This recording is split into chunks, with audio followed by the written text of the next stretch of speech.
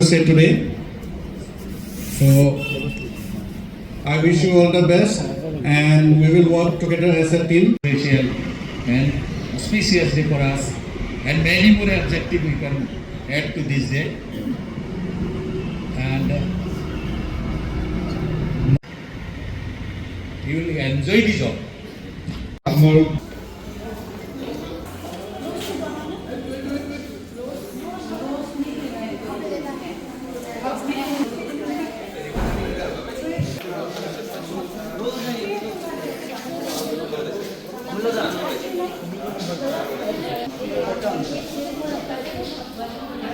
চিত্ৰৰ সন্মুখত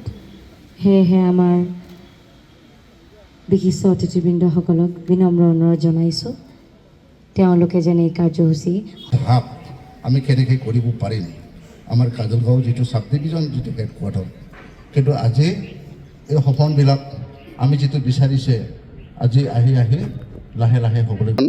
চিৰাং জিলাত তেনেকুৱা প্ৰাইভেট নাৰ্ছিং হোম এইটো প্ৰথম তো ইয়াৰ দ্বাৰা আমাৰ ইয়াৰ যিমান চিৰাং জিলা হিচাপে যিখিনি আমাৰ পেচেণ্টবিলাক আহিব মই ভাবোঁ ইয়াত আহি পেলাই মানে ট্ৰিটমেণ্ট ল'ব পাৰিব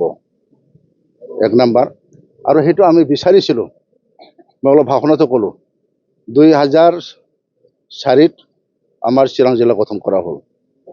ইয়াৰ জনসংখ্যাটো আপোনালোকে এতিয়া গম পাইছে তো আমি বিচাৰিছিলোঁ এই সময়তে ইয়াত যাতে বঙাইগাঁৱৰ নিচিনা বা বেলেগ বেলেগ চহৰৰ নিচিনা ডিষ্ট্ৰিক্টৰ নিচিনা আমাৰ ইয়াতো ভাল ভাল নাৰ্ছিং হোম আহক হস্পিটেল আহক তেনেকুৱা আমাৰ হোটেল আহক মানে বিজনেছ হাব হওক সেইটো আমি বিচাৰিছিলোঁ কিন্তু আজি আহি আমি দেখিলোঁ যে সঁচাকৈ যে আমাৰ ইয়াত এটাৰ পিছত এটা চব বস্তু আহি আছে আজি এই যে প্ৰাইভেট যিটো হস্পিটেল নাৰ্ছিং হোম এইটো মানে ইয়াত মানে কি দিলে মানে স্থাপন হ'লে তো ইয়াত দ্বাৰা আমাৰ এই অঞ্চলৰ ভাল এটা ট্ৰিটমেণ্ট হ'ব আমাৰ জহলাও চম্ৰা বসুমতাৰী যিটো হস্পিটেল আছে তো ইয়াত কিছুমান আমাৰ কেতিয়াবা মানে ক্ৰিটিকেল পেচেণ্টবিলাক অসুবিধা হয় তো ইয়াত মানে এতিয়া এই ব্যৱস্থাটো ইয়াত হ'ব আৰু ইয়াৰ কাৰণে এইটো সুবিধা হ'ব বুলি মই আশা কৰিছোঁ আৰু আয়ুষ্মান কাৰ্ড পাই কিন্তু ইয়াত হ'ব না নহ'ব ময়ে সুধিছিলোঁ যিয়ে নহওক এইবিলাক মানে এতিয়া নাই কৰাটোৱেই ভাল কাৰণ আমাৰ ইয়াত কি মানে ইয়াত পেচেণ্ট কোনে আহিব এই গাঁৱৰ দুখীয়া মানুহেতো আহিব না যিবিলাক ডাঙৰ মানে এইটো মানে চিটি নগৰত গৈ পেলাই ট্ৰিটমেণ্ট ল'ব নোৱাৰে মানে আয়ুষ্মান মানে যিটো কাৰ্ড পাইছে মানে ইয়াতে যদি পায় একেটো সুবিধা হ'ব আমিতো বহুত তেনেকুৱা মানে সমস্যা মানে সন্মুখীন হোৱা তেনেকুৱা আমি পেচেণ্ট দেখিছোঁ তো এইবিলাক যদি ইয়াত হয় ভাল হ'ব আমি বিচাৰিছোঁ যেনেকৈ আমি সকলোৱে জানো যে বঙাইগাঁও জিলাখনত যেনেকৈ ব্যক্তিগত খণ্ডৰ চিকিৎসালয় বহুকেইখন আছে কিন্তু চিৰাং জিলাত সেই হিচাপত একেবাৰে অভাৱ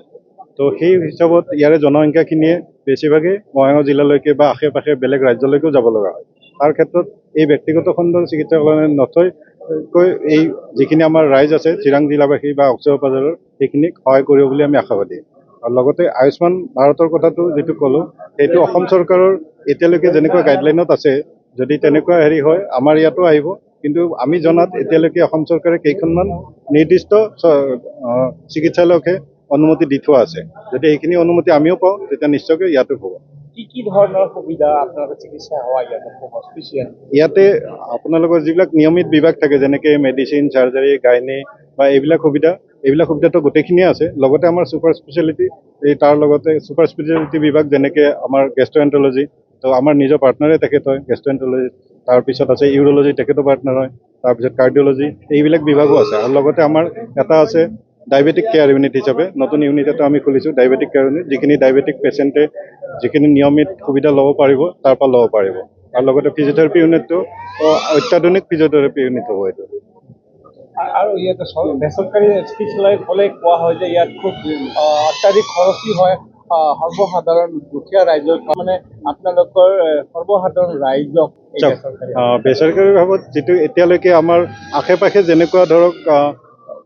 পইচা বা তেনেকুৱা হেৰি লোৱা যায় বা সেইখিনি চাৰ্জখিনি প্ৰায় একেই থাকিব বা তাতকৈ কোনোপধ্যে বেছি হ'ব নোৱাৰে। আমি হয়তো তাতকৈ কমেই ৰাখিম আৰু লগতে যিখিনি আমাৰ ধৰক দুখীয়া শ্ৰেণীৰ মানুহ তেওঁলোকৰ কাৰণে আমাৰ বিশেষকৈ সুবিধা থাকিব আৰু লগতে আমি কিছুমান শ্ৰেণীৰ মানুহৰ কাৰণে আমি এনেকুৱা ৰাখিম যেনেকৈ হেল্থ কাৰ্ড বুলি কয় বা সেনেকুৱা কাৰ্ডো ৰাখিম যাতে কম খৰচতে তেওঁলোকে সুবিধাখিনি ল'ব পাৰে।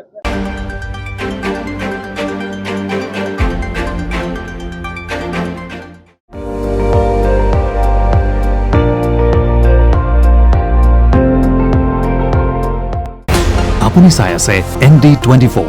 সৰ্বশ্ৰেষ্ঠ নহয় সৰ্বোত্তমৰ দৌৰত।